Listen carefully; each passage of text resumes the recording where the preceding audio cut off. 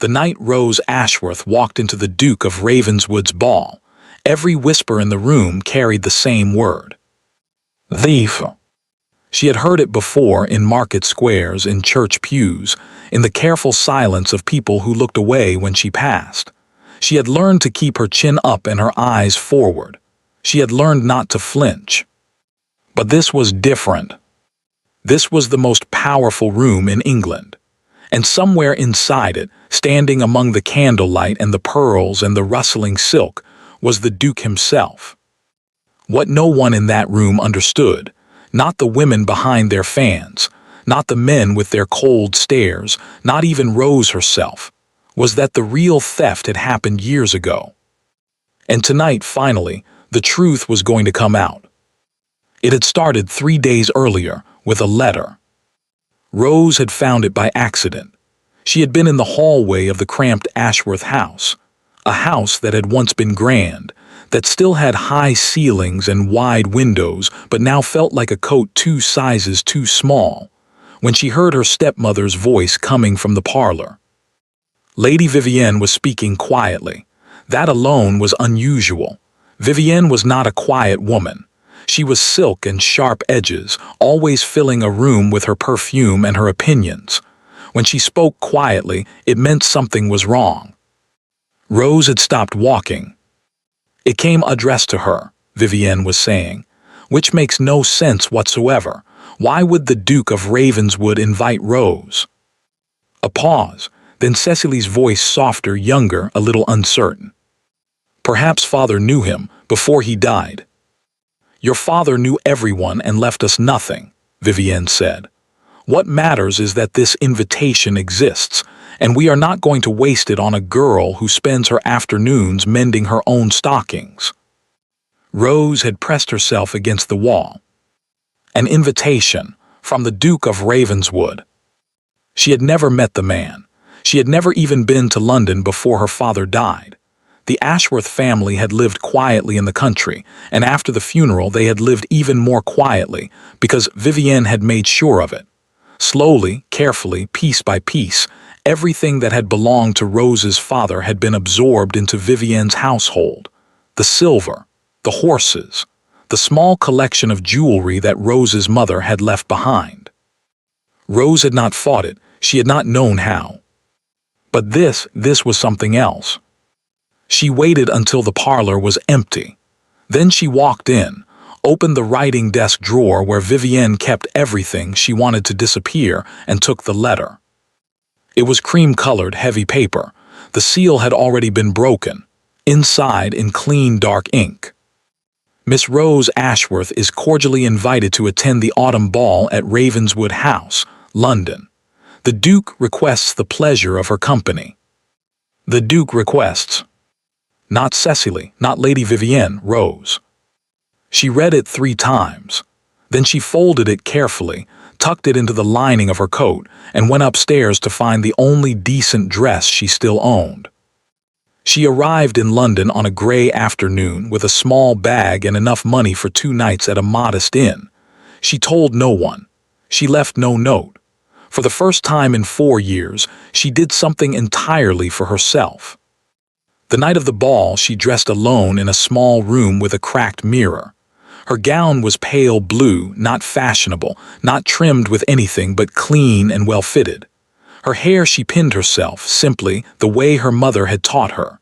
She had no pearls, no jewels, nothing that caught the light. She looked at herself in the mirror for a long moment. Then she picked up her gloves, walked out the door, and got into the carriage she had hired with the last of her money. When she stepped into Ravenswood House and gave her name to the majordomo, she expected confusion. She expected to be turned away, or questioned, or quietly redirected to some mistake. Instead, the majordomo looked at his list, found her name immediately, and said, "Miss Ashworth, we have been expecting you." Rose went very still. Expecting her. She stepped into the ballroom. And the whispers began. The ballroom was everything Rose had ever imagined, and nothing she had been prepared for. Ravenswood House was not merely grand. It was the kind of grand that made you feel the weight of your own smallness, ceilings that soared into shadow, chandeliers that held more candles than Rose had seen in a year, walls lined with portraits of men who had all died important. The floor was pale marble, cold and perfect. The women moved across it like ships under full sail, their gowns sweeping behind them in shades of gold and ivory and deep crimson. Rose stood at the entrance in her pale blue dress and felt every single eye in the room find her at once. She had expected to be invisible. She had not expected this. The whispers started at the edges and moved inward, fast and quiet, the way fire moves through dry grass. She could not hear the words, not yet, but she did not need to. She had heard that particular sound before. The sound of a room deciding something about you before you have taken a single step. She lifted her chin. She walked forward. It was then that she saw Vivienne. Her stepmother was standing near the far wall beside Cecily, dressed in deep green silk, a diamond brooch at her throat that Rose recognized immediately. It had belonged to Rose's mother.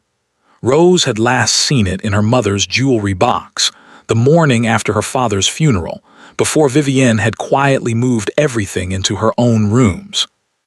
Vivienne saw Rose at the exact same moment. The color drained from her face. Not surprise, not confusion. Fear. Rose filed that away carefully and kept walking. She took a glass of lemonade from a passing tray because her hands needed something to hold. She stood near a window and tried to look as though she belonged, as though she attended balls in London regularly, as though her heart was not beating entirely too fast inside her chest. It was from that position that she first saw the Duke. James Mercer, Duke of Ravenswood, was not what she had expected. She had imagined someone older, colder, the kind of man who existed in portraits and legal documents and nowhere else. But he was perhaps 35, dark-haired, with the kind of stillness about him that powerful men sometimes had. Not arrogance, exactly. More like a man who had long ago stopped needing to prove anything to anyone. He was standing with a small group near the center of the room, speaking quietly to another gentleman, when he looked up. And he looked directly at Rose. Not in the way the others had looked at her, not with that cool, measuring social glance that dismissed and categorized in a single second. He looked at her the way a man looks at something he has been searching for and has finally found. Rose felt the hair rise on the back of her neck. She looked away first. She was not sure why. Behind her, she heard the sound of silk moving quickly across marble. Then Vivienne's perfume reached her, roses and something sharper underneath, and her stepmother was suddenly at her elbow, her voice low and furious and perfectly controlled. "What are you doing here?" It was not a question. "I was invited," Rose said quietly. "That invitation was not for you to use. It had my name on it." Vivienne's grip tightened on her small evening bag. Her eyes moved quickly across the room, calculating, as they always were, and then she leaned closer.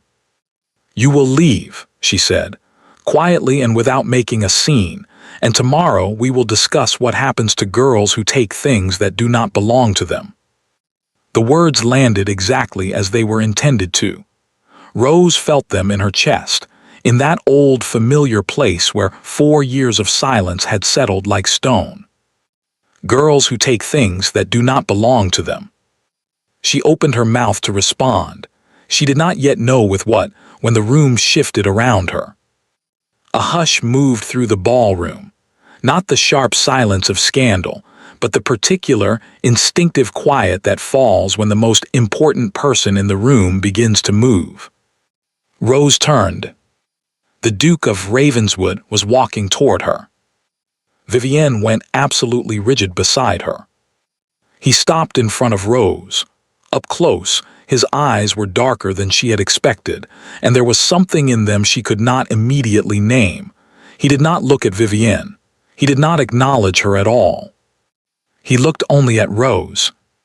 Then he bowed slightly, correctly, formally, and said, in a voice calm enough to carry to every ear straining in their direction. "Miss Ashworth, I am very glad you came." The whispers exploded. Rose heard her own voice come out steadier than she felt. "Your Grace." He extended his hand. "May I have this dance?" Behind her she could feel Vivienne's fury like heat from an open flame.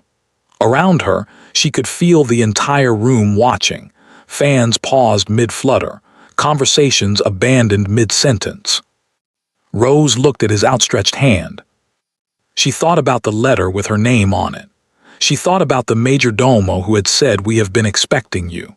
She thought about the fear on Vivienne's face the moment she had walked through the door. She thought about 4 years of keeping her chin up and her eyes forward. Then she placed her hand in his. "You may," she said. And the Duke of Ravenswood led the thief's daughter onto the floor, in front of everyone, as though it were the most natural thing in the world. The music was a waltz. Rose had not danced in 4 years. Not since before her father's illness, before the funeral, before Vivienne had quietly dismantled everything that the Ashworth name had once meant. But her body remembered. Her mother had made sure of that, hours of practice in the drawing room of their old house, the one with the yellow curtains and the view of the garden, back when there had still been a garden to look at. She did not stumble. She was grateful for that at least. The Duke danced well. He led without forcing, which she appreciated. He gave her enough space to find her footing, and he did not fill the silence immediately, which she appreciated even more. He simply danced and let her settle and watched her with those dark, unreadable eyes. Around them, the other couples moved and turned, but Rose was aware that half of them were watching her instead of their own partners. She kept her eyes forward. It was the Duke who spoke first. "You came alone," he said. "It was not a question." "Yes." "From the country?" "Yes." A pause, then very quietly, "Was it difficult getting here?" Rose considered the question. She thought about the letter hidden in her coat lining. She thought about the hired carriage and the cracked mirror and the last of her money. "A little," she said. Something moved in his expression. Not pity, she would have closed off immediately at pity, something more like recognition. They turned at the edge of the floor. Rose caught a glimpse of Vivienne near the wall, standing very still, watching them with an expression that Rose had never seen on her face before. Vivienne was a woman who always knew what to do next. At this moment, she appeared to have no idea. Good, Rose thought, and then felt guilty for thinking it. The Duke spoke again, lower this time. "Lady Vivienne has been speaking to several guests this evening, before you arrived and since." Rose's stomach tightened. "About me?" "Yes." "What did she say?" He was quiet for a moment, not evasive, more as though he was choosing his words with some care. "That some years ago, a piece of jewelry went missing from the Ashworth household, a ruby brooch, that you were the only one with access to it, that your father, in his grief over your mother's death, refused to believe it of you, but that the brooch was never found." Rose heard the words as though from a distance. She had not known about the brooch specifically. She had known that Vivienne had told people things. She had seen it in their faces, in the way certain families in the village had stopped including her, in the way invitations had quietly ceased arriving. But she had never known exactly what story Vivienne had built. She had been too busy surviving inside it to examine its shape from the outside. A ruby brooch. She almost laughed. It was so specific, so carefully chosen. A missing jewel, an absent father too heartbroken to press charges, a stepdaughter with no one to speak for her. It was, she had to admit, an elegant lie. "Miss Ashworth," the Duke's voice was careful, precise, "did you take it?" She met his eyes directly. "No," she said. He held her gaze for a moment. The music turned around them. "I know," he said. Rose missed a step. He steadied her, barely, one slight adjustment of his hand at her waist, and they continued as though nothing had happened. But Rose's mind had stopped entirely. "I know. Not I believe you, not I want to believe you. I know." "How?" she said. The word came out before she could stop it. "Your father wrote to me," the Duke said, "8 months before he died." The music continued. The candles continued. The room continued to turn and whisper and watch. Rose felt as though the floor had shifted slightly beneath her feet, as though the entire ballroom had tilted 2 degrees to the left and had not yet tilted back. "My father," she repeated. "We were friends, a long time ago, before your mother, before mine. We lost touch as men do. He found me again when he became ill." A brief pause. "He was frightened, Miss Ashworth, not of dying, of what would happen after." Rose thought of her father in his last months, thinner than he should have been, quieter than she had ever known him, sitting by the window of his bedroom and looking out at the grounds with an expression she had not been able to read at the time. She understood it now. He had been doing the arithmetic. He had seen exactly what was coming and had not known how to stop it. He had written to the Duke of Ravenswood. "What did he say?" she asked. Her voice was very steady. She was rather proud of it. "Everything," the Duke said simply. "He said everything." The waltz was ending. Rose could feel it in the music, the slight slowing, the final measures approaching. In a moment they would stop and she would have to let go of his hand and the room would close back in around her. "Why didn't you come sooner?" she said. She had not meant it to sound like an accusation. She was not entirely sure it wasn't one. The Duke was quiet for 3 full seconds. "I tried to find you," he said. "You were not where your father's letter said you would be. You were not where anyone said you would be." Something shifted in his voice, something that sounded unexpectedly like anger, not at her. Lady Vivienne is very good at making things difficult to find. The music stopped. They stood still in the center of the floor. Around them, couples separated and applauded politely and drifted toward the edges of the room. Rose and the Duke stood where they were for 1 moment longer than was strictly proper. Rose became aware in that moment that Vivienne was moving. She was crossing the room with purpose, straight toward the Duke, her green silk cutting through the crowd like a blade, her expression rebuilt into something smooth and social and dangerous. Beside her, Cecily followed with her eyes down, looking as though she wished very much to be somewhere else entirely. Rose watched her stepmother come. She thought about 4 years. She thought about the brooch that had never existed, and the story that had been built around it, and the silence she had lived inside while that story spread and settled and became, to everyone who heard it, simply the truth. The Duke had not moved away from her side. She thought about that too. Vivienne reached them. Her smile was perfect. Her eyes were not. "Your Grace," she said warmly, as though she had not just spent 20 minutes poisoning every ear in the room. "I hope my stepdaughter has not been troubling you. She has always had a tendency to place herself where she is not quite expected." The Duke looked at Vivienne. He said nothing for a moment, just looked at her with that particular stillness of his, the stillness of a man who has already decided something and is simply waiting for the right moment to say it. When he spoke, his voice was perfectly pleasant. "On the contrary, Lady Vivienne," he said, "Miss Ashworth is precisely where I intended her to be." Vivienne's smile did not move, but something behind her eyes did.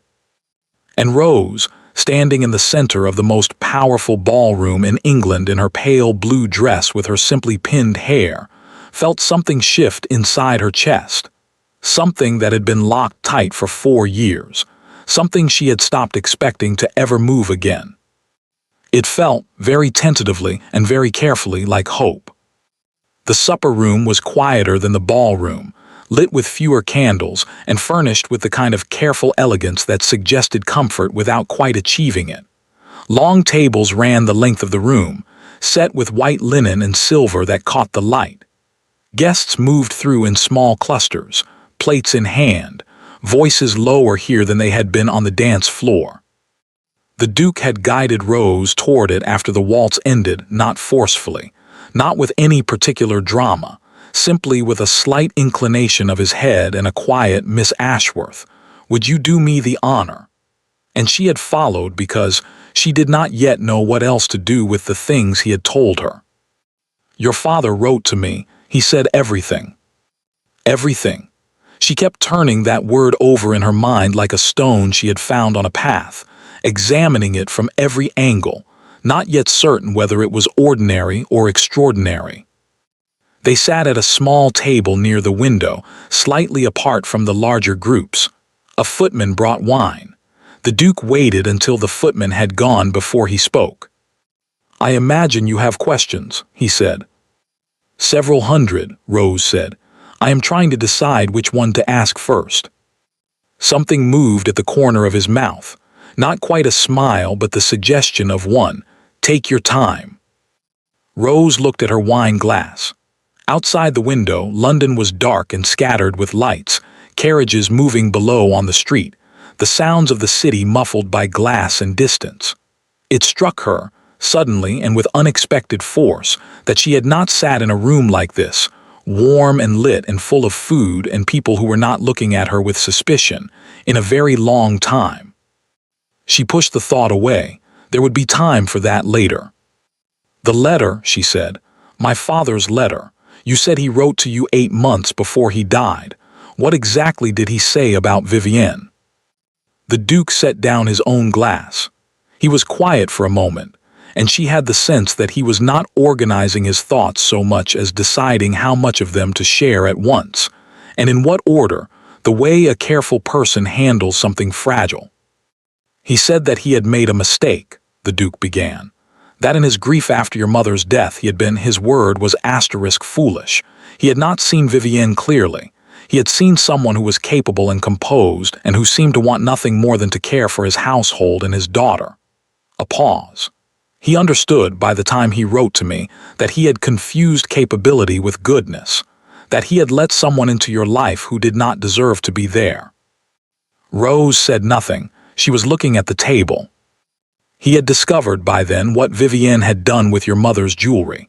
Not just the brooch, that was the story she invented for the village, the one she used to explain why certain pieces had disappeared. In reality, she had been selling items systematically, quietly, for over a year. Small pieces first, then larger ones. By the time your father noticed, a significant portion of what your mother had left you was gone." Rose closed her eyes for a moment. She had known some of this. She had noticed the empty spaces in her mother's jewelry box, the missing portrait miniature that had always sat on the mantelpiece, the set of silver hairpins that had been a wedding gift. She had told herself that things got moved, got lost, got misplaced during grief. She had wanted very much to believe that. "He couldn't prove it," she said. "It was not a question." "No, Vivienne was careful, and your father was ill and did not have the energy to fight a legal battle he was not certain he could win, against a woman living under his own roof." The Duke's voice was measured, but underneath it Rose could hear something restrained, a controlled anger, held at a careful distance. "What he could do was right to me.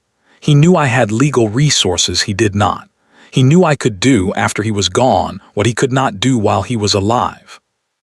"And the jewelry, the ruby brooch."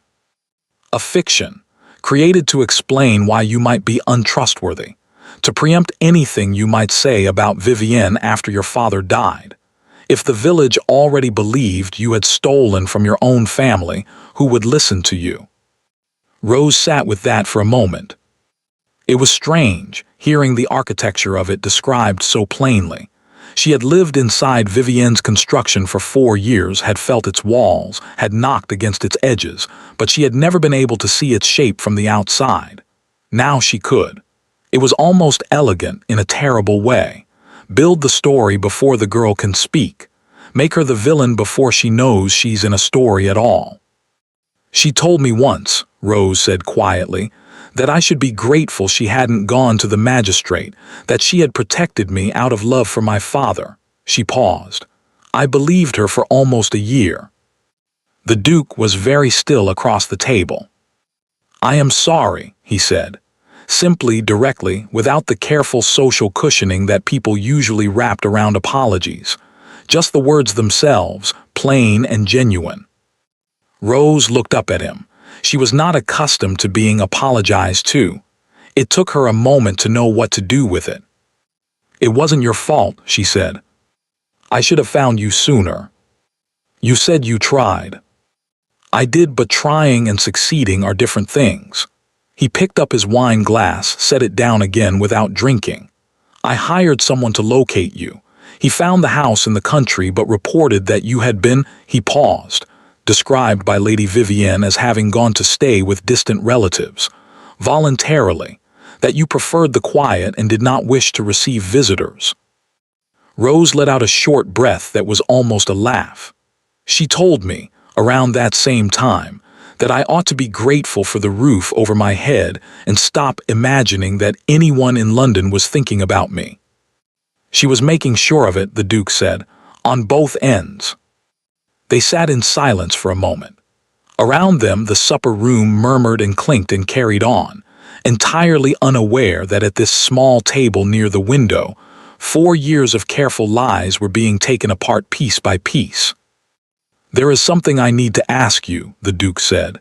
His voice shifted slightly, still calm, but with a different quality now, more careful. "And I want you to take your time answering." Rose looked at him. "Your father's letter contained more than an account of what Vivienne had done.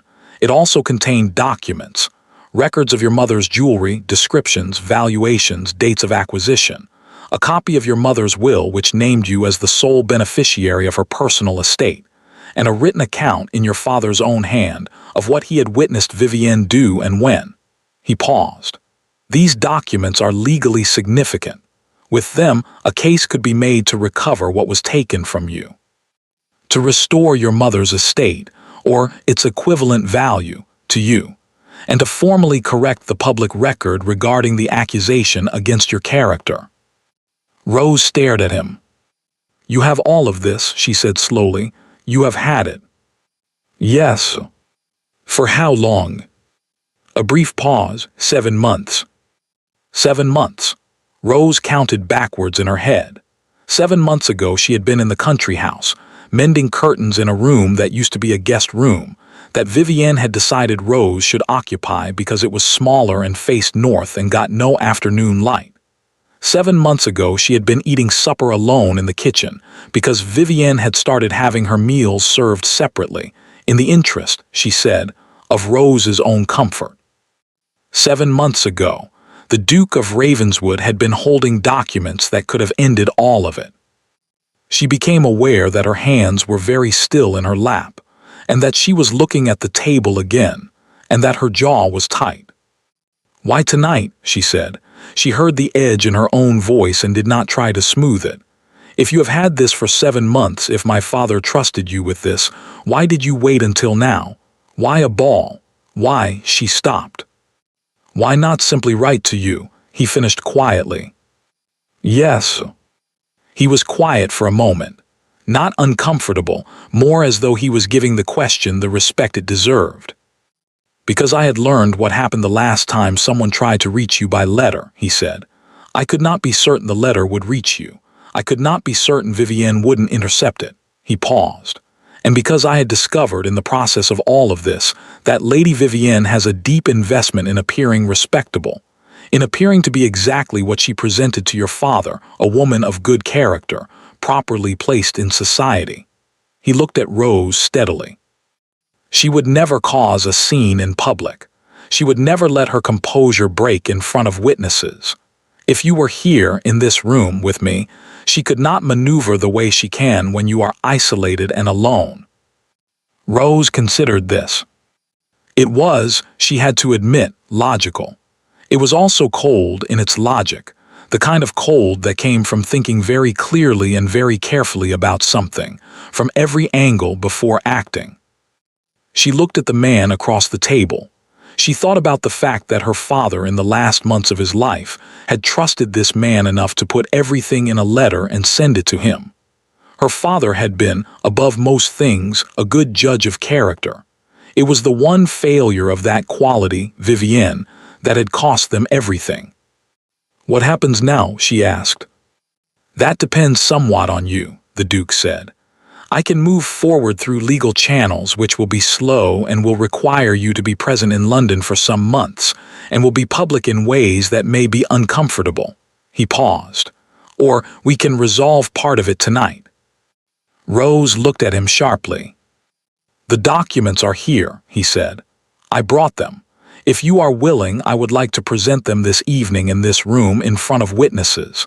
Lady Vivienne is here. The people she has told your story to are here. The magistrate I have retained is, as it happens, also here. I invited him specifically."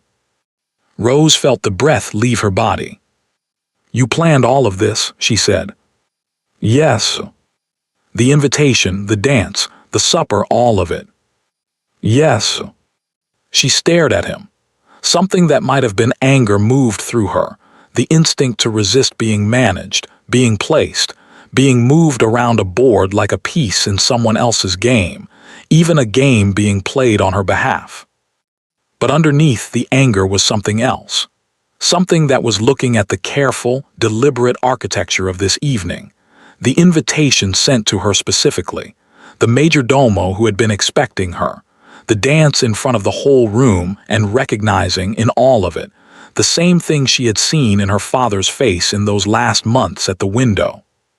Someone who had seen what was coming and had tried with everything available to them to stop it. She thought about what it had cost her father to write that letter. A proud man, a private man, admitting in writing that he had failed to protect his daughter, sending that failure to an old friend and asking him to do what he himself could not. She thought about the man across the table who had spent 7 months trying to find her, who had built an entire evening around the one circumstance under which she could not be disappeared or maneuvered away. She thought about the north-facing room with no afternoon light. "All right," she said. The Duke looked at her. "All right," she said again more steadily. "Let's finish it." Something moved across his face then, not triumph, not satisfaction in the way she might have expected from a man who had arranged everything so precisely. It was something quieter than that, something that looked almost like relief. He stood, he offered her his hand. Rose took it and stood beside him in her pale blue dress in the supper room of Ravenswood House and felt something settle in her chest. Not peace, not yet, but the beginning of it, the very first edge of it, like light coming under a door. "Miss Ashworth," the Duke said quietly before they moved. "Whatever happens in the next hour, whatever is said, whatever Vivienne does, I want you to know that you will not be standing alone." Rose looked at him for a long moment. "I haven't stood beside anyone in a very long time," she said. "I know," he said. "I intend to change that." And they walked back into the ballroom together. The ballroom had changed in the hour they had been gone. Rose felt it the moment they stepped back through the doors, a shift in the atmosphere, subtle but unmistakable, the way the air changes before a storm. The music was still playing, the candles were still burning, the women were still moving in their silk and their pearls. But there was an alertness to the room now, a collective leaning in that had not been there before. Word had traveled, as word always did in rooms like this, quickly and with embellishment. The Duke had danced with the Ashworth girl. The Duke had taken her into supper. The Duke had sat with her for an hour, alone, at a table by the window, and had not looked once at anyone else. Rose could feel the speculation landing on her like light through glass, warm in patches, sharp in others. She kept her hand on the Duke's arm and her chin level, and walked as though she had been doing this all her life. She spotted Vivienne before Vivienne spotted her. Her stepmother was standing near the fireplace with a small group of women, 3 of them, all of a certain age, all of a certain type, the kind of women who had known each other for 30 years and whose good opinion was, in certain circles, worth more than a banker's letter of credit. Lady Harcastle, Rose thought she recognized, and beside her someone whose name she didn't know but whose posture radiated consequence. Vivienne was speaking to them with great animation, her hands moving in small, elegant gestures, her expression carefully arranged into something that managed to convey both reluctance and concern, the expression of a woman sharing something painful that she would much rather not have to share. Rose watched her stepmother's mouth move and felt a cold, clear anger settle somewhere in the center of her chest. Not the hot, helpless anger she had felt in the country house, the kind that had nowhere to go and so turned inward. This was different. This was the anger of someone who can see, for the first time, the full shape of the thing that has been done to them. "She's telling them now," Rose said quietly. "Yes," the Duke said, equally quiet. "Building it higher before I can knock it down. That is what I would expect her to do." Rose watched for another moment. Vivienne was leaning in slightly, her voice dropping, her audience leaning in with her. One of the women glanced toward Rose and then quickly away, which told Rose everything she needed to know about the content of the conversation. "Where is the magistrate?" Rose asked. "Near the east wall, the gray-haired gentleman in the blue coat speaking to Lord Fenwick." Rose found him without appearing to look. Sir Edmund Graves, she remembered the name from something her father had said once, years ago in a different life. A fair man, her father had said, careful and fair. "And the documents?" "In my study. I will send for them when the moment is right." "When is the moment right?" The Duke glanced at her sideways. "When Vivienne has said enough in front of enough witnesses that her own words become the evidence against her." Rose understood. She did not entirely like it, standing here while her stepmother poisoned more ears felt like swallowing glass, deliberate and slow, but she understood. Let Vivienne build the case against herself. Let the room be full of people who had heard it from her own mouth, tonight, in front of each other, before the truth arrived to dismantle it. She breathed in slowly, she breathed out. "All right," she said, "we wait." They did not have to wait long. Vivienne saw them approximately 4 minutes later. The moment her eyes found Rose standing at the Duke's side, composed, not fled, not humiliated, not quietly removed from the premises as she had clearly expected, something happened to her face. It was brief, half a second at most, quickly controlled. But Rose saw it. She suspected the Duke saw it too. It was the expression of someone whose plan has failed and who is, very rapidly, building a new one. Vivienne excused herself from her companions with a gracious smile and moved across the room. Not rushing, Vivienne never rushed, would never give anyone the satisfaction of seeing her rush, but with a purpose that cut through the crowd like a current. She stopped in front of them. Her smile was extraordinary. Rose had always known her stepmother was beautiful, in the way that very controlled, very deliberate people can be beautiful, everything in its precise place, nothing accidental, nothing unguarded. Tonight she was magnificent and terrifying and completely composed. "Your Grace," she said warmly, directing herself entirely at the Duke as though Rose were a piece of furniture standing slightly too close. "I hope you have been well entertained this evening. You are too kind to spend so much time with Rose. She is not always easy company, I am afraid. She has always been rather intense." "I have found Miss Ashworth's company entirely agreeable," the Duke said pleasantly. "A beat, of course." Vivienne's smile did not shift. She can be charming when she chooses to be. It is one of the things that makes certain situations so complicated. She sighed lightly, the sigh of a woman burdened by difficult truths. "I have always protected her, you understand, even when it was not easy, even when certain things came to light that made it very challenging." "What things would those be?" the Duke asked. His voice was perfectly neutral, a man asking a simple question at a social gathering. Vivienne tilted her head slightly, as though considering whether to continue, a performance, Rose noted, of reluctance, of a woman who would so much rather not speak, but finds herself with no choice. I am sure Rose has told you her own version of events, Vivienne said delicately. She is a gifted storyteller.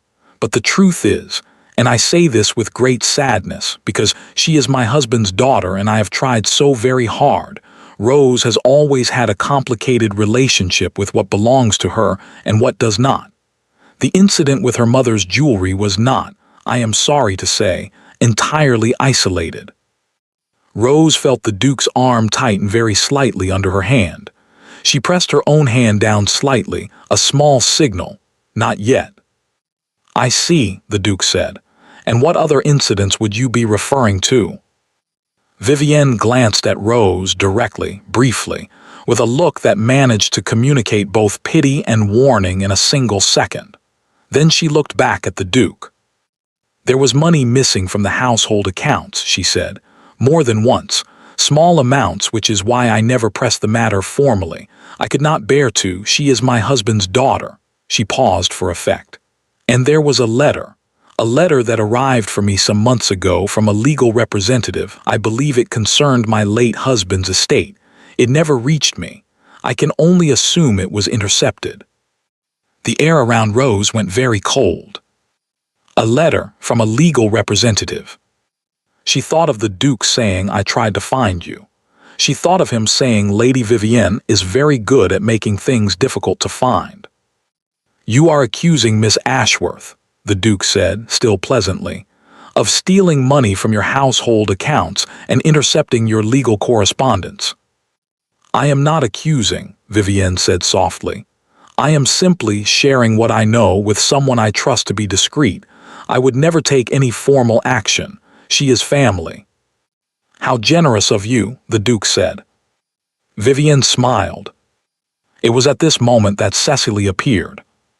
She came from the edge of the crowd, her face pale and uncertain, her evening gown a pale pink that should have made her look lovely, but tonight only made her look young. She was 23 years younger than Rose, and she had her mother's dark hair and her mother's fine features, and none of her mother's certainty about anything. Mama, she said quietly, arriving at Vivienne's elbow, perhaps we should. Not now, Cecily. Mama, Cecily's voice was small, but she did not stop. I think you should stop. Vivienne turned to look at her daughter with an expression that Rose recognized from the inside of the north-facing room. The expression that ended conversations, that closed doors, that reminded you precisely how little ground you were standing on. But Cecily, to Rose's considerable surprise, did not look away. I heard you, Cecily said. Her voice was shaking slightly, but she kept it going. Earlier tonight, when you were speaking to Lady Harcastle and the others, I heard what you said about Rose and the money. Mama, that didn't, she stopped, swallowed. That didn't happen. The silence around them expanded outward. The nearest couples had stopped pretending not to listen. Vivienne's expression shifted into something smooth and maternal and deeply warning. Cecily, darling, you are tired. Why don't you? I'm not tired, Cecily said. She was looking at Rose now, not at her mother, and her expression was complicated in a way that Rose had not expected, not guilt exactly, not quite shame, but the expression of someone who has been carrying something heavy for a long time and has just decided to put it down. I'm sorry, she said, to Rose, directly, quietly, in front of the Duke and the encroaching ring of interested listeners. I should have said something before. I didn't know all of it. I didn't know about grandfather's letter or the jewelry. I didn't know the details. But I knew about the money.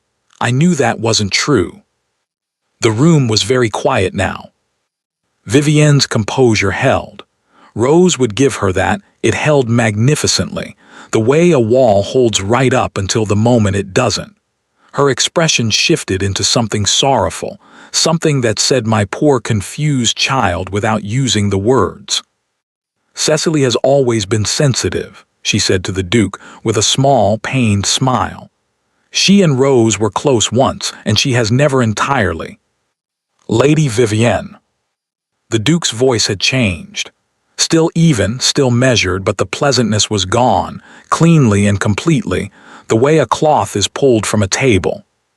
Vivienne stopped. "I think," the Duke said, "that this conversation has reached the point where I should introduce you to someone." He looked across the room and made a small gesture, barely a movement of 2 fingers, and the gray-haired man in the blue coat detached himself from his conversation with Lord Fenwick and began to make his way over. Vivienne watched him come. Rose watched Vivienne watch him. She saw the moment her stepmother recognized him, saw it in the fractional tightening around her eyes, the almost imperceptible stilling of her hands. "Lady Vivienne," the Duke said, "may I introduce Sir Edmund Graves? Sir Edmund is a magistrate of some 20 years' experience, and he has, over the past 7 months, been assisting me in reviewing certain legal matters pertaining to the estate of the late Mr. Ashworth." Sir Edmund Graves bowed slightly. "Lady Vivienne," he said. His voice was dry and precise, the voice of a man who had heard a great many stories in his career and had developed a reliable sense of which ones were true. Vivienne began. "I wonder," Sir Edmund said mildly, "if you might be willing to clarify a few points regarding your late husband's will. Specifically, certain items listed in the personal estate of the late Mrs. Ashworth." He glanced at Rose briefly, a small professional acknowledgement. "Miss Ashworth's mother, that do not appear to have been transferred according to the terms of the will." Vivienne was silent. It was the first time, Rose realized, that she had ever seen her stepmother at a loss for words. The experience was extraordinary. The silence where Vivienne's voice usually was felt enormous, like a room that has had all its furniture removed at once. "I don't know what you're referring to," Vivienne said at last. Her voice was still composed, but something underneath it had gone tight. "I suspect you do," Sir Edmund said with the same mild precision. "But there is no need to discuss it here this evening. I will call at your residence tomorrow morning at 10 if that is convenient." He paused. "I recommend bringing your solicitor." The color that had left Vivienne's face came back, briefly, in 2 high spots across her cheekbones.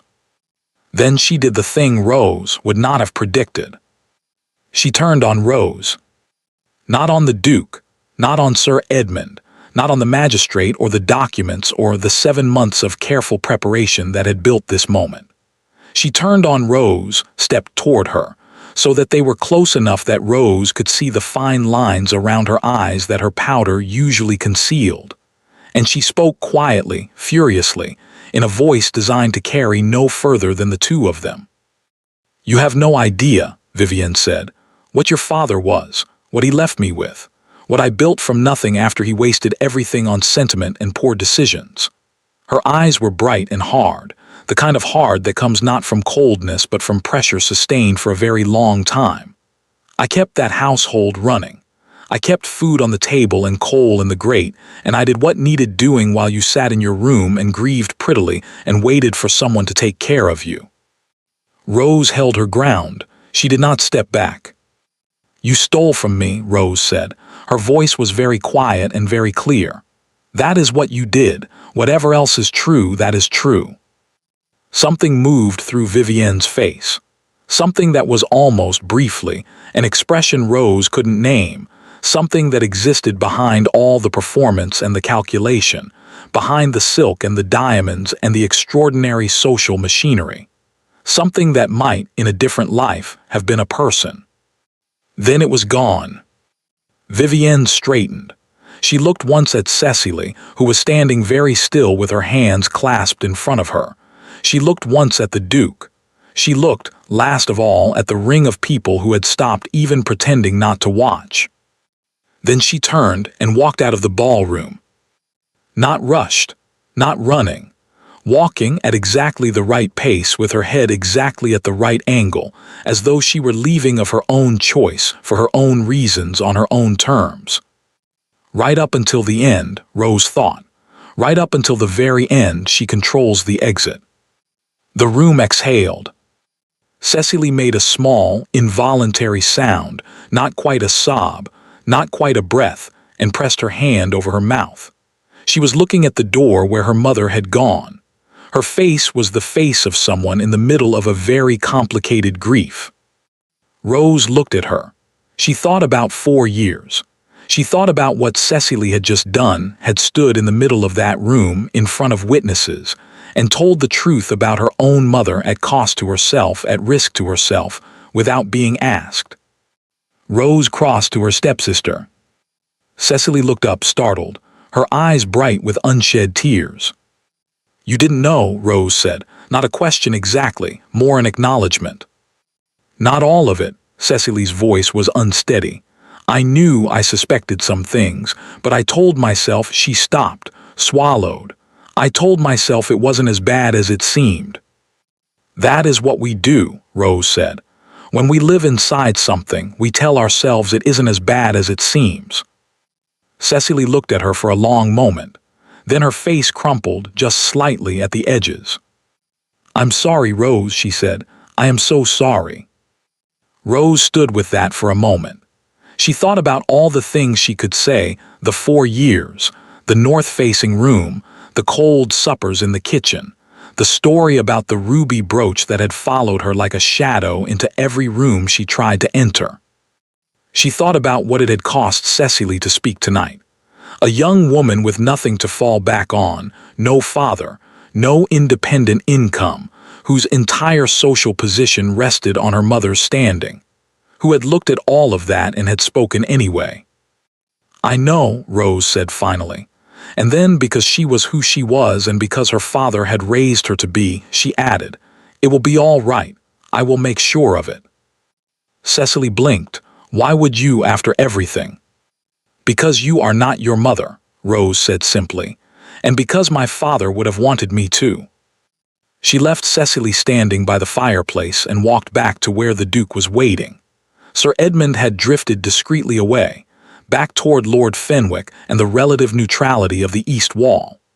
Around the ballroom, conversation was slowly resuming, people turning back to their partners with their eyes bright and their voices low, the particular animated energy of a room that has just witnessed something it will be talking about for months. The Duke looked at her as she returned to his side. He said nothing for a moment. "You offered to help Cecily," he said finally. Not a question, he had clearly been close enough to hear. "Yes. After everything her mother did." "She isn't her mother." He was quiet for a moment, looking at her with that expression she was starting to recognize. The one she couldn't quite name, that wasn't quite a smile but was something in the same direction. "Your father," he said, "described you to me in his letter. He said you were," his exact word was *formidable. He said it was the quality he was most proud of and most worried about. Rose felt something move in her throat. "Proud because you would not be broken," the Duke continued. "Worried because the world is not always kind to formidable women." Rose looked at the ballroom, the candles, the silk, the marble floor, the portraits on the walls of men who had all died important. "He was right about both," she said. "He was." The Duke turned to face her more fully. "Miss Ashworth, the documents are still in my study. Sir Edmund will call on Lady Vivienne tomorrow morning. The legal process will take some months and will require patience and will at certain points be tedious and uncomfortable." He paused. "But at the end of it, your mother's estate will be returned to you. The public record will be corrected. The story Lady Vivienne has been telling about you will be replaced with the true one." Rose nodded slowly, "And in the meantime—" "In the meantime," the Duke said, "you will need somewhere to stay in London. A respectable address with appropriate staff where you are not dependent on Lady Vivienne's hospitality." He paused. "I have a property in Mayfair, a townhouse, currently empty, that I would make available to you with complete propriety through my solicitor as a formal arrangement, if you would accept it." Rose looked at him. "That is very generous." "It is practical," he said, in a tone that suggested he was very deliberately not calling it generous. "It is both," Rose said. The suggestion of a smile again, perhaps. The music had started up once more, something slower now, a gentle progression of strings that moved through the room like a tide coming in.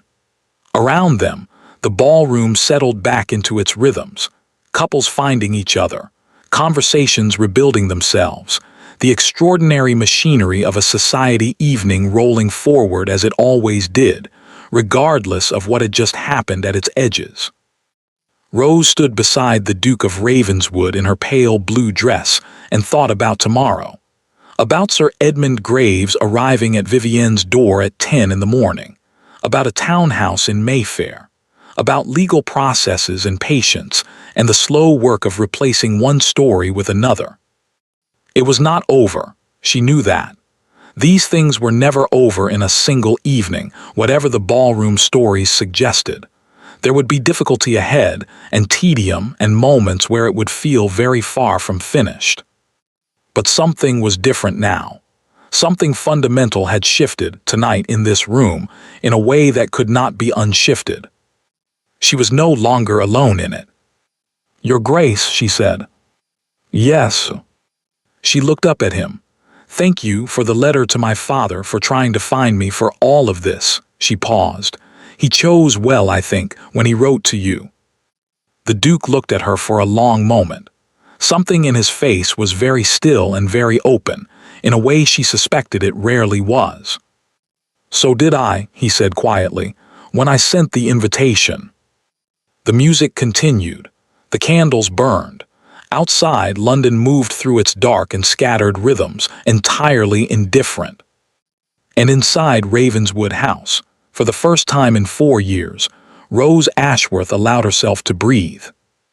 The weeks that followed were unlike anything Rose had experienced in 4 years. Not because they were easy. They were not easy. Legal processes, she discovered, moved at the pace of very old men climbing very steep staircases, deliberately, carefully, with frequent pauses to consult documents and adjust spectacles and murmur things to other very old men who then murmured things back. Sir Edmund Graves was efficient and thorough and entirely without urgency, which Rose was told was a professional virtue but which she found, on certain grey London mornings, to be profoundly maddening. But she was in London. She was in the Mayfair townhouse, which was smaller than Ravenswood House but larger than anything she had occupied in 4 years, with south-facing windows that let in the afternoon light and a small garden at the back that was overgrown but salvageable, and a housekeeper named Mrs. Pratt who was 63 years old, and had the disposition of someone who had seen everything twice and found it all mildly amusing. "You'll want tea," Mrs. Pratt said on the first morning, before Rose had said anything at all. "Yes," Rose said, "please." "And something to eat. You're too thin." "I'm perfectly too thin," Mrs. Pratt said, with the finality of a woman who has closed the subject, and went to make tea.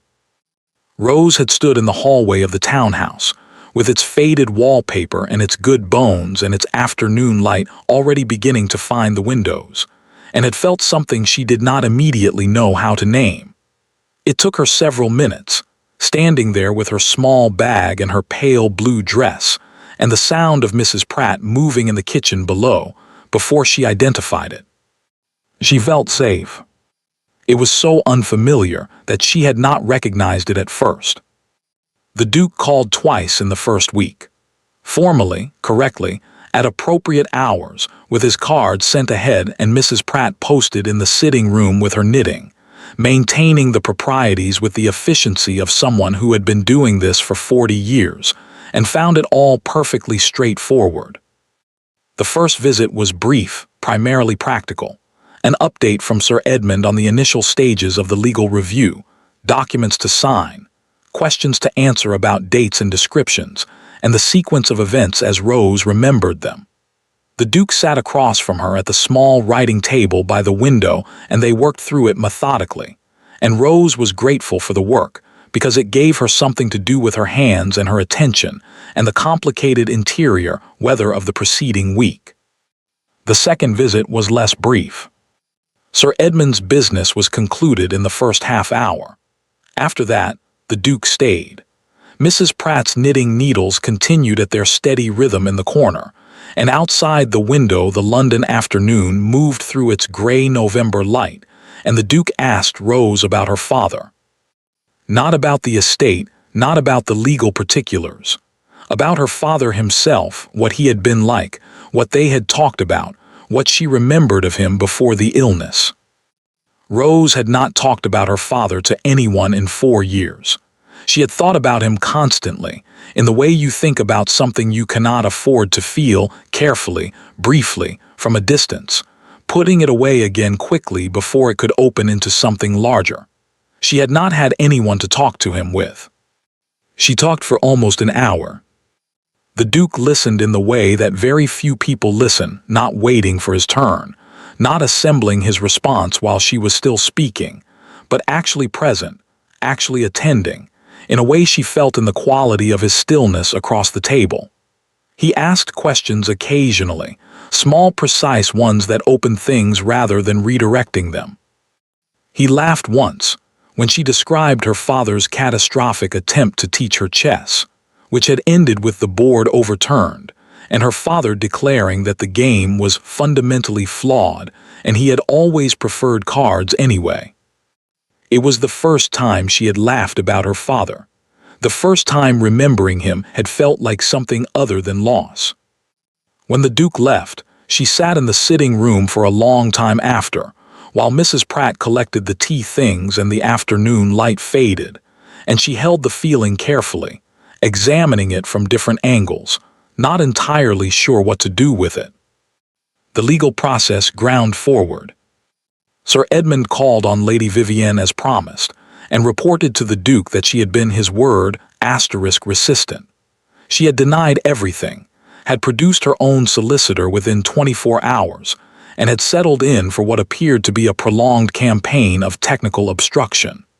She was, Sir Edmund noted with professional admiration he did not entirely conceal, extremely competent at this.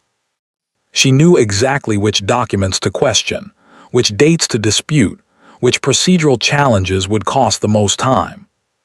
She has done this before, Sir Edmund told the Duke, in the sitting room of the Mayfair townhouse, with Rose present because the Duke had insisted she be present for all updates regarding her own affairs. Not necessarily this specifically, but she understands legal process and how to slow it.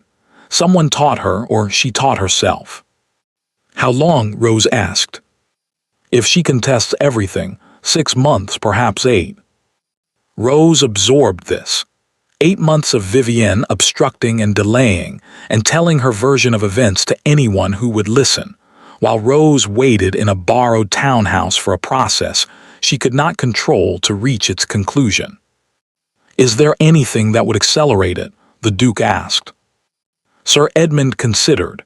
Witnesses, people willing to give formal statements regarding what they observed at the ball, Lady Vivienne's statements to other guests about Miss Ashworth.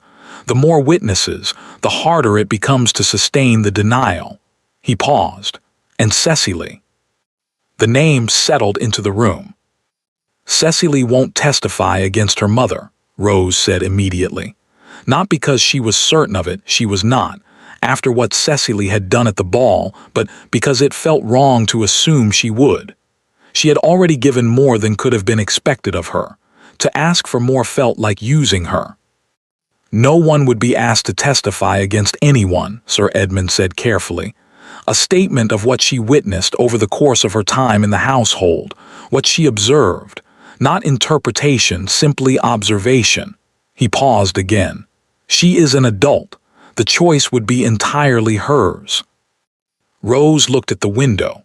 Outside, a thin November rain was beginning, graying the garden further, running in small rivers down the glass. I will speak to her, she said, but I will not ask her to do it. I will simply tell her it is an option, and that whatever she decides I will, she stopped, found the word, support. The Duke was looking at her with that expression again, the one she had stopped trying to name. Agreed, he said. She wrote to Cecily the following morning. It was a difficult letter to write, 4 drafts before she found the right register, not too warm, not too formal, acknowledging what had passed between them at the ball without making it into more than it was, being honest about the legal situation without making Cecily feel pressured or implicated. She wrote it at the small desk in the corner of the sitting room while Mrs. Pratt polished silver in the background, and the rain continued outside. And she thought about the girl she had last seen standing at the edge of the ballroom with her hands clasped, and her face very pale and her eyes bright with something that looked like a person deciding who they were. Cecily replied within 2 days. The letter was short and slightly uneven in its handwriting, as though written quickly or with feeling. I have been waiting for you to write. I am sorry it took you this long and also sorry that it fell to you to write first when it should have been me. Yes, I will give a statement. Not because I am angry at Mama, I am, but that is not the reason. Because it is the right thing, and because my father would have wanted me to, and because you told me it would be all right, and I find that I believe you. P.S. Where are you staying? Mama says she doesn't know, but I suspect she does, and is simply not telling me. Rose read it twice. Then she put it down and sat quietly for a moment. Then she picked up her pen and wrote back the address. Cecily came the following Thursday, arriving at the Mayfair townhouse in a hired carriage with a single small bag, wearing a coat that was slightly too light for the weather and an expression of someone who has made a significant decision and is trying very hard not to look as frightened as they feel. Mrs. Pratt took her coat without comment and produced tea with the efficiency of someone who had been told to expect company and had prepared accordingly. The two young women sat across from each other in the sitting room, in the south-facing light, with their tea and their complicated history, and Rose thought, we were strangers when we lived in the same house. Perhaps we will be something else now that we don't. Where are you staying? Rose asked. I was at home, Cecily said, with Mama, but she has been, she paused, choosing the word carefully, very difficult to live with since the ball. She believes I betrayed her. Did you tell her you were coming here? No, a small, slightly guilty pause. I left a note. She will be furious. Yes. Cecily wrapped both hands around her teacup. She was quiet for a moment, looking into the tea as though it might have something useful to say. Can I stay, she said finally, just for a few days, until things are clearer. Rose thought about the north-facing room. She thought about the cold suppers in the kitchen. She thought about 4 years of being managed and diminished and disbelieved, and the complicated question of what you do with that, whether you carry it forward into every room you subsequently enter, or whether you find somewhere the specific and difficult capacity to put it down. She thought about her father, about what he would have said. Yes, she said, of course you can stay. Cecily looked up. Her eyes were very bright. Thank you, she said softly. The bedroom is on the 2nd floor, Rose said. Mrs. Pratt will show you. And Cecily, she waited until her stepsister met her eyes. Whatever happens with the legal proceedings, whatever happens with your mother, you are not responsible for what she did. I need you to know that I understand that. Cecily's composure, which had been very carefully maintained since she had walked through the door, cracked then just slightly at the edges. She pressed her lips together, nodded once. Your father was a good man, she said, her voice slightly unsteady. Mine was too. I think they would have been friends if things had been different. I think so too, Rose said. Mrs. Pratt appeared in the doorway with the timing of a woman who has been listening from the hallway and judges that the moment has arrived. 2nd floor, she said to Cecily. I'll bring fresh towels.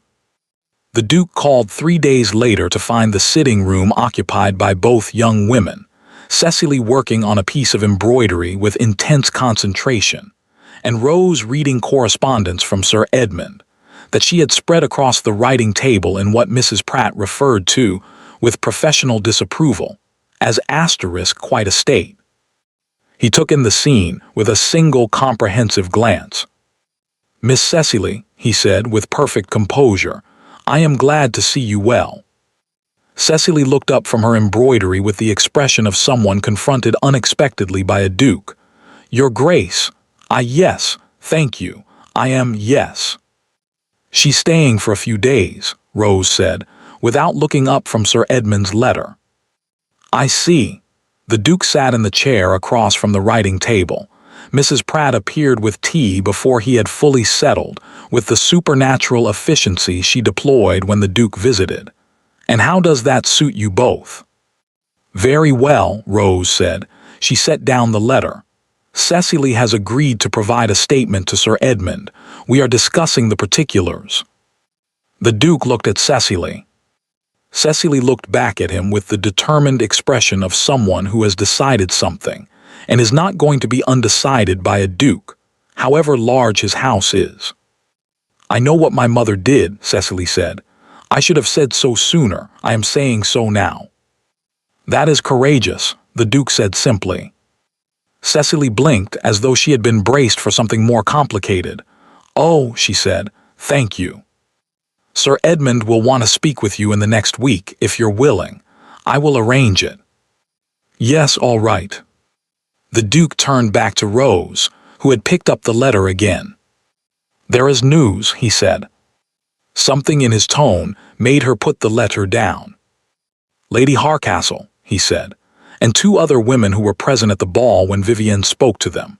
They have all agreed to provide written accounts of what Lady Vivienne said to them that evening, regarding you. He paused. Lady Harcastle was, I will use her word, incensed.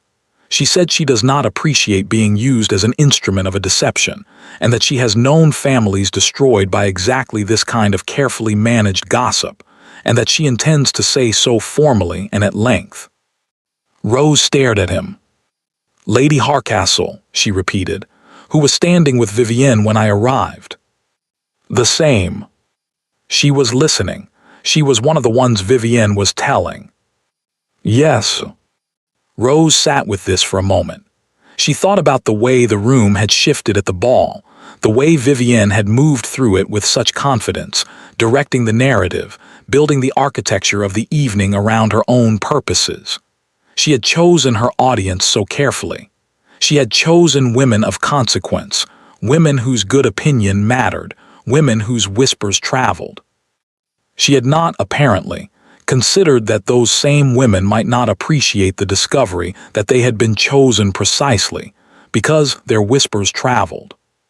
She miscalculated, Rose said slowly. In several respects, the Duke agreed.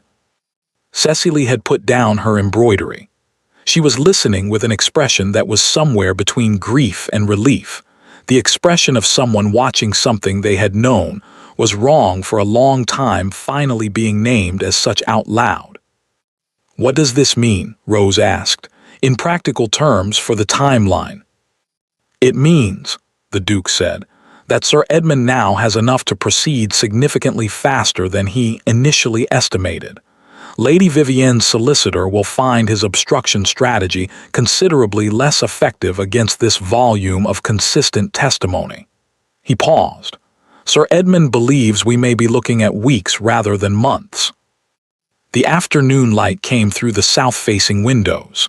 The garden below was still overgrown, still gray with November, but there was something in it, some quality of the light or the way the bare branches moved in the wind, that looked, to Rose's eye, like the beginning of something rather than the end. Weeks, she said. Yes. She looked at the Duke across the writing table, with Sir Edmund's letter spread between them and Cecily's embroidery in the background, and Mrs. Pratt's footsteps moving steadily below, and the London afternoon doing what London afternoons did, entirely indifferent to the things that were changing inside this small south-facing room. Then we are nearly there, she said. Nearly, the Duke said. He was looking at her with that expression again, the one she had spent 6 weeks trying to name and had finally, quietly, in the privacy of her own thoughts, admitted to herself that she had named, that she had known what it was for some time and had simply been waiting for a moment that felt safe enough to acknowledge it. Rose, he said. It was the first time he had used her name without the miss in front of it. He appeared to notice immediately that he had done it, a brief, very slight pause, barely perceptible, and did not correct it. She did not correct it either. "Yes," she said. He looked at the window for a moment, then back at her. "When this is finished," he said carefully, "when Sir Edmund has concluded and the record has been corrected, and you have your mother's estate returned to you, what will you do?" It was a practical question. She recognized it as a practical question. And yet there was something underneath the practicality, something in the particular quality of stillness he had when he asked it, the way he was watching her, the way the room felt slightly different now than it had 5 minutes ago, that told her it was not entirely a practical question. She held his gaze. "I haven't decided," she said. "I've been trying not to think too far ahead. It felt premature." "And now?" She looked at the south-facing windows, at the overgrown garden below, at the afternoon light that came in freely and without obstruction and fell across everything in the room with complete impartiality. "Now," she said slowly, "I think perhaps I can afford to think a little further ahead." The Duke said nothing, but something in his face, very quietly and without announcement, settled into an expression that Rose had never seen on it before. It looked, she thought, remarkably like happiness. The letter from Sir Edmund arrived on a Tuesday morning in December, 3 weeks after the Duke's visit, delivered by a young man in a gray coat who handed it to Mrs. Pratt with the gravity of someone who understood he was carrying something significant and wanted appropriate credit for it. Mrs. Pratt brought it upstairs on a small silver tray. She had produced the silver tray from somewhere in the 3rd week of Rose's residence, and deployed it for all correspondence she considered important, which was a category she appeared to determine by some private internal system Rose had never fully decoded. Rose was at the writing desk, working through a list of her mother's jewelry that Sir Edmund had asked her to compile from memory, descriptions, approximate dates, anything she could recall. It was painstaking work, requiring her to move carefully through a part of her memory she had kept mostly closed, opening drawers she had shut years ago and examining what was inside them. She had been doing it in small portions, an hour at a time, with tea at regular intervals and Mrs. Pratt checking in with the frequency of someone who understood what the work was costing without being told. She recognized Sir Edmund's seal on the envelope before she picked it up. She set down her pen. She did not open it immediately. She sat with it in her hands for a moment, feeling its weight, the particular density of an envelope that contains more than one page. Then she broke the seal and read. She read it once quickly, the way you read something when your heart is going faster than your eyes. Then she set it down on the desk and sat very still for approximately 30 seconds. Then she picked it up and read it again, slowly, making sure she had understood each sentence correctly and was not constructing meaning that wasn't there. She had not constructed meaning that wasn't there. She put the letter down. "Mrs. Pratt," she called. Mrs. Pratt appeared in the doorway with the speed of someone who had been waiting in the hallway, which Rose suspected she had been. "We need to send a message to Ravenswood House," Rose said. Her voice came out entirely steady, which surprised her slightly. "As soon as possible, please." Mrs. Pratt looked at her face. Then she looked at the letter on the desk. "I'll send William directly," she said, and was gone before Rose had finished nodding. The Duke arrived within the hour. He came into the sitting room without his usual composure fully assembled, which was so unlike him that Rose noticed it immediately, a slight unevenness in his manner, a quality of barely contained urgency underneath the correct social surface. He had come quickly. She found she was glad of it. Cecily had tactfully removed herself to the garden with a shawl and a book, and the determined expression of someone giving people privacy, regardless of the December temperature. Rose handed him the letter without preamble. He read it standing up, which he never did, which told her something about his state of mind. She watched his face as he read, the controlled stillness of it, and then the thing that moved underneath the stillness when he reached the relevant paragraphs. He lowered the letter. "It's done," Rose said. "It's done," he confirmed. She had known it was done from the letter. She had known it for the past hour, sitting at the writing desk with the December light coming in, and Mrs. Pratt's footsteps moving below, and Cecily's voice in the garden talking to herself or possibly to the overgrown rose bushes. She had known it and had sat with the knowledge quietly, letting it settle, waiting for it to feel real. It felt real now. With him standing across from her in the sitting room, holding Sir Edmund's letter, it felt entirely real. Lady Vivienne's solicitor had withdrawn his objections. The documentary evidence, her father's letter, the records of her mother's estate, the written accounts of Lady Harcastle and the other women from the ball, Cecily's formal statement, and 3 additional statements from former members of the Ashworth household staff that Sir Edmund had located with quiet efficiency, had proven in the end too comprehensive to contest. Vivienne had been advised, apparently, by her own solicitor that continuing to fight was not merely unwinnable, but would make things considerably worse. The settlement was complete. The equivalent value of her mother's personal estate, calculated by Sir Edmund's assessors, was to be transferred to Rose within 30 days. A formal written correction regarding the accusations against Rose's character had been submitted to the relevant social and legal bodies, with Lady Vivienne's own signature on it, a condition Sir Edmund had apparently insisted upon with considerable firmness. And the ruby brooch, which had never existed, was formally, legally, permanently declared to have never existed. 4 years, built and dismantled in the end in a matter of weeks by a gray-haired magistrate with a precise voice and a great deal of comprehensive documentation. Rose stood at the window. She was looking at the garden, where Cecily had given up the pretense of reading and was instead sitting on the stone bench with her book closed in her lap, her face tilted up toward the December sky with an expression Rose couldn't read from this distance but which seemed, somehow, peaceful. "She held up, didn't she?" Rose said, not quite a question. "Cecily?" The Duke came to stand beside her at the window. "Yes." Sir Edmund said her statement was his word was unimpeachable, clear, precise, consistent. She did not embellish and she did not hedge. He paused. "She is stronger than she knows." "She is," Rose said. "She will be all right. I intend to make sure of it." "I know you do." The December light was thin and pale, the kind of light that illuminates without warming, that shows everything clearly without flattering anything. The garden below was bare and tangled and full of the evidence of years of neglect. Rose had been thinking about it in odd moments, what it would look like in spring, what could be salvaged, what would need to be started from scratch. She had been thinking about spring. She had not thought about spring in a long time. "What will you do now?" the Duke asked.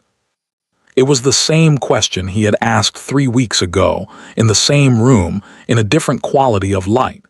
She had said she hadn't decided. She had said she had been afraid to think too far ahead. She turned from the window to look at him. He was watching her with that expression, the one she had named, the one she had stopped pretending she hadn't named. Up close, in the pale December light, it was very clear. It had been clear for some time, she thought. She had simply needed the ground beneath her to be solid enough before she could look at it directly. "I have been thinking about that," she said. "Have you?" "Yes." She looked at the garden once more briefly. "I would like to stay in London for a while.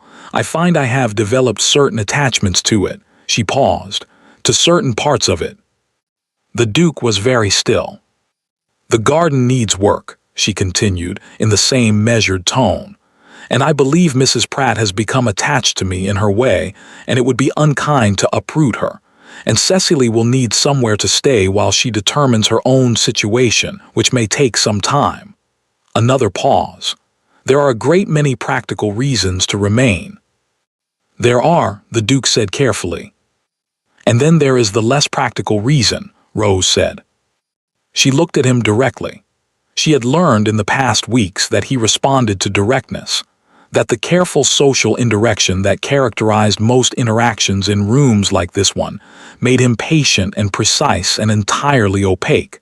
But that directness opened something in him, some layer of that extraordinary stillness, and let what was underneath it become visible. She saw it now, very clearly. "Miss Ashworth," he said. His voice was low and very steady. "Rose." "Yes," she said simply. To all of it, to the name, to the question underneath the name, to the particular quality of the December afternoon, and the way it felt to be standing in this room, on solid ground, looking at someone who had spent 7 months trying to find her, and had built an entire evening around making sure she could not be disappeared again. Something shifted in his face, that quality she had seen at the ball, when she had taken his hand on the dance floor, that looked like relief, but was larger than relief, deeper than relief.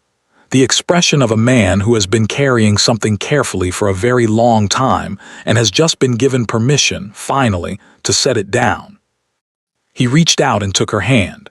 Not as he had on the dance floor, not the formal, gloved, social gesture of a man leading a woman through a waltz in front of 200 witnesses. This was different, simpler.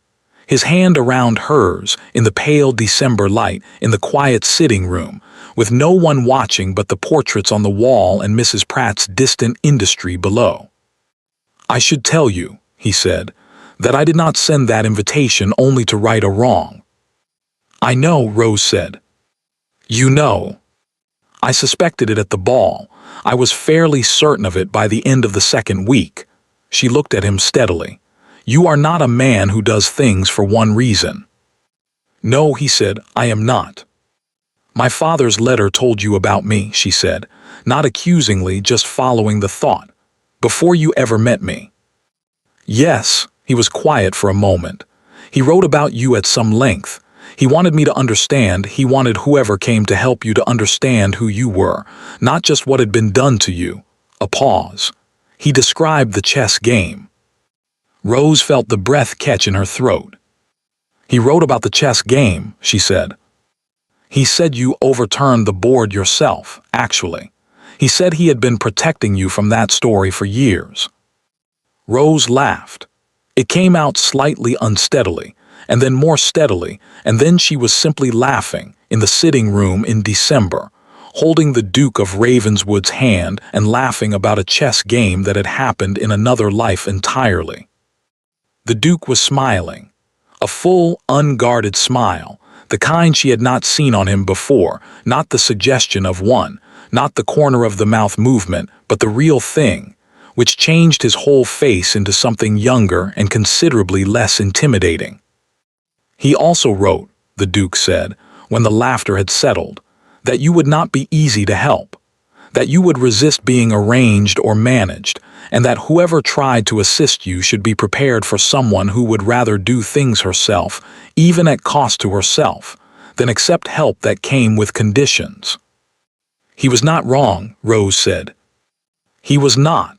The Duke was still smiling. "He said the only way to help you was to give you all the information and then get out of your way, that you would make the right decision if the ground was clear and you could see what you were standing on." Rose thought about the ball, about the letter in her coat lining, and the hired carriage and the cracked mirror, and walking into Ravenswood House entirely alone and finding the majordomo waiting for her. She thought about the dance, and the supper room, and Sir Edmund Graves in his blue coat, and all the careful architecture of an evening designed not to manage her but to give her, exactly as her father had described, clear ground and full information. "You listened to him," she said softly. "He was a wise man." "He was." Rose looked down at their joined hands. "He would have liked you, I think."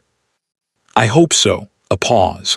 "I liked him, from the letter alone. I think I would have liked him very much in person." The December afternoon was moving toward evening, the light beginning to go amber at the edges, long and low through the south-facing windows.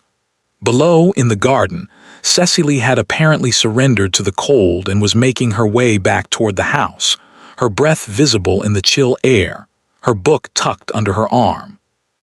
James, Rose said, his given name. She had not used it before. He looked at her.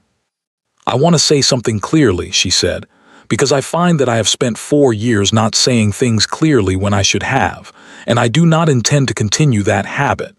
She held his gaze. I am grateful for everything you did, for my father and for me. I am grateful, and I want you to know that I understand what it cost, the time, the effort, the months of searching. I know that. Rose, let me finish. She pressed his hand slightly. I am grateful, and that is entirely separate from this. She glanced down at their joined hands and back up at him. I want you to know that I am not confusing the two.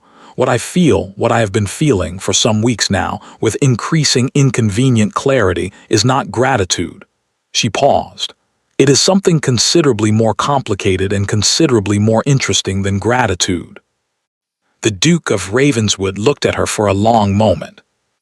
Then he lifted her hand and held it for a moment, looking at it, as though he were still getting used to the fact that it was there and was not going to disappear.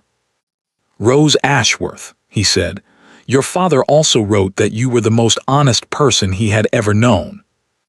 Is that so? He said it was occasionally exhausting.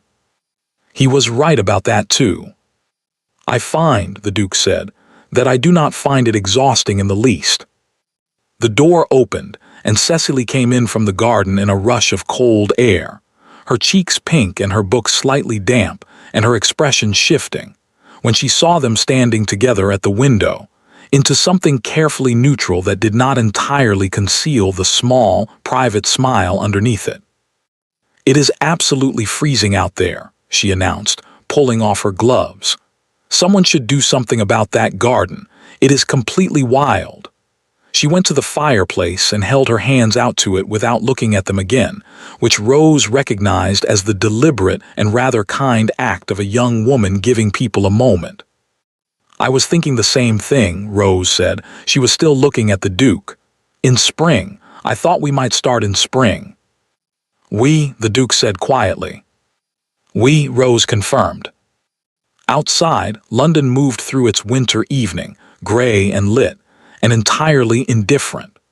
Inside the south-facing sitting room, with the fire going and Mrs. Pratt's footsteps beginning below, that meant tea was coming, and Cecily warming her hands at the hearth with her diplomatic back turned, and the December light going gold at the edges of the windows. Inside, something that had been broken for 4 years was, quietly and without ceremony, whole. 1 year later, the ball at Ravenswood House was, by general consensus, the finest of the season. This was not an accident. The Duchess of Ravenswood had, it turned out, very specific opinions about flowers, about music, about the precise temperature at which a room full of 200 people became uncomfortable, and about the unforgivable social crime of serving mediocre food at an occasion that did not require it. The staff of Ravenswood House had adapted to these opinions with the speed of people who recognized, quickly, that they were dealing with someone who knew exactly what she wanted and was entirely prepared to be pleasant about insisting on it. Mrs. Pratt had come with her. This had not been negotiable. She stood now at the entrance to the ballroom, the same entrance, the same marble floor, the same soaring ceilings with their extravagant chandeliers, and watched the room fill. 1 year ago she had stood in the same doorway in a pale blue dress with simply pinned hair and no jewels, and the room had gone cold around her. Tonight she wore deep ivory silk, cut simply because she had never liked fuss, and at her throat her mother's pearls recovered, along with everything else, through Sir Edmund's meticulous and quietly triumphant legal work. Her hair was pinned with the silver hairpins that had been her mother's wedding gift, which she had last seen in Vivienne's dressing room and which had been returned to her, along with an itemized list of every other recovered piece, in a document she had read 3 times before she could trust herself to set it down. The whispers had started again when she entered. But these were different whispers. She could hear the difference. 1 year had been enough to replace one story with another, the Ashworth girl who stole, with the Ashworth woman who had stood in this very room and watched the truth come out, and had danced with the Duke before anyone understood why, and had offered her hand to her stepsister while her stepmother was still in the room. The story that replaced the old one was, if anything, better than a simple exoneration. It had shape and drama and a satisfying architecture. And London, which ran on stories the way engines ran on coal, had taken to it with considerable enthusiasm. She did not especially enjoy being a story, but she understood it was preferable to the alternative. James appeared at her side. He had the gift, she had discovered over the past year, of arriving exactly when she needed him without appearing to have been watching for the moment, which she suspected required considerably more attention than he let on. "Lady Harcastle is here," he said quietly. "She has already told 3 people that she knew from the beginning." "She did know from the beginning," Rose said. "She simply didn't know that she knew." "I will not be the one to clarify the distinction." "Very wise." He offered his arm. She took it, and they moved into the room together, and the whispers moved with them and then around them and then past them, the way water moves around something solid and permanent, finding other directions. Cecily was near the fireplace, in pale gold silk that suited her far better than the pink she had been wearing a year ago. She had been in London for 6 months now, in a small set of rooms in Kensington that Rose had helped her find and furnish, on an income that had been arranged, quietly, through Sir Edmund, with no fanfare and no conditions, from the portion of the settlement that Rose had designated for her. Cecily had resisted this initially with considerable feeling, and Rose had said simply, "Your father would have wanted you provided for, and so do I, and the matter is closed," and Cecily had looked at her for a long moment and then had stopped resisting. She was laughing now at something a young man beside her had said. She looked easy, unguarded, the expression of someone who has, slowly and with effort, found their footing in a life that had been significantly rearranged. Rose caught her eye across the room. Cecily raised her glass slightly. Rose raised hers in return. Lady Vivienne was not present. She had not been present at anything of consequence since the previous December, when Sir Edmund's letter had concluded the matter, and her own solicitor had advised her, in the clearest possible terms, that her social position in London was untenable. She had removed herself to the country, not the Ashworth house, which had been returned to Rose, but a modest property of her own in a county far enough away to be irrelevant. Rose did not wish her ill. She had examined that question carefully over several months and had arrived at an answer she trusted. She did not wish Vivienne ill. She did not wish her well particularly. She thought of her occasionally, and when she did, she thought of the look on her face in the ballroom, not the composed exit, not the magnificent controlled departure, but the moment just before, when something behind her eyes had been briefly visible. The moment that might, in a different life, have been a person. She had made her choices. Rose had made hers. That was sufficient. Sir Edmund Graves was also present. James had invited him, and he had accepted with the brevity of a man who did not waste words on acceptance letters, and had arrived precisely on time in a new blue coat that was marginally less gray than the previous one. He stood near the east wall with a glass of wine, and the expression of a man at an event he finds mildly baffling, but is attending out of genuine goodwill. Rose went to him first, before the evening properly began. She had wanted to. "Sir Edmund," she said. "Your Grace," he bowed slightly, correctly. She was still getting used to the title. "You look well." "I am well," she said, "because of you." He made a small dismissive gesture, the gesture of a man entirely uncomfortable with gratitude. "I did my job." "You did considerably more than your job," Rose said, "and I want you to know that I know that." Sir Edmund looked at his wine glass, then at the room, then briefly at her. "Your father," he said, was a good man who deserved better than what happened to him. Making it right was, he paused, found the word satisfying. Another pause. The staff statements were the thing in the end. 3 of them, all consistent, all clear. Your stepmother did not account for the fact that people remember what they witness even years later when someone finally asks. No, Rose said, she didn't. She underestimated a great many things, Sir Edmund said, with the mild precision of a man delivering a verdict. Including you. He raised his glass slightly. Rose raised hers. The orchestra struck up the first waltz of the evening. James found her at the edge of the floor, because he always found her at the edge of things. She had noticed this about him over the course of the year, the way he tracked where she was in a room without appearing to, the way he was simply there when there was a moment he sensed she might need him. She had told him once that she noticed this, and he had said, with perfect seriousness, that he had no idea what she was referring to, and she had laughed and not pressed the point. The same waltz, she said, as he led her onto the floor.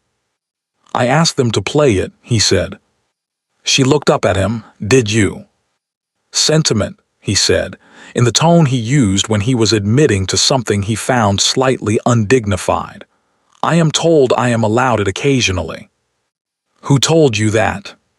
My wife. She smiled. He smiled. Around them the ballroom moved in its ancient, beautiful patterns, silk and candlelight, and the long strings pulling the melody through the room, 200 people turning and turning in the amber light. 1 year ago she had stood in the doorway of this room in a pale blue dress, and the word asterisk thief had moved through it like a current. Tonight she moved through the center of it in ivory silk and her mother's pearls, and the word that moved through the room around her was simply her name. The Duchess. The Duchess of Ravenswood. She had thought when Sir Edmund's letter arrived and she had sat at the writing desk with it in her hands, that the end of it would feel like something enormous, an arrival, a door opening into a room full of light. It did not feel like that, she had discovered. It felt quieter than that. It felt like waking up in the morning in a room that was hers, in a house that was safe, beside someone who had spent 7 months looking for her, and had not, once he had found her, looked away. It felt like Mrs. Pratt's footsteps below, and Cecily's letters arriving on Tuesdays, and Sir Edmund's precise voice across a legal document, and the overgrown garden that was, as of last month, considerably less overgrown. It felt like standing on solid ground. It felt, finally and completely, like home. They had told the Duke she was a thief. He had known from the very first moment exactly what had been stolen, and he had spent a year giving it all back. Thank you for listening to the story all the way to the end. Please tell us which city you're watching from and what the story made you feel.